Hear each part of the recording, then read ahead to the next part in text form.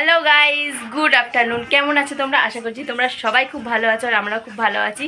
তো দেখো সবাই মিলে রেডি হচ্ছে আর ওইদিকে দেখো ছোটো বোন সাজছে আর এদিকে দেখো সেজো বোন মাথা সাজছে। আমার অলরেডি রেডি হয়ে গেছি, আমি আর কিছু করবো না। তো চলো, আমাদের এখানে আজকে রথযাত্রা, তো তোমাদের সবাইকে রথযাত্রার মানে শুভেচ্ছা। খুব খুব ভালো কাটিও আর আমরা সবে যাচ্ছি। তো চলো ভিডিওটা দেখতে থাকো, আশা করি তোমাদের খুব ভালো লাগবে। তো চলো,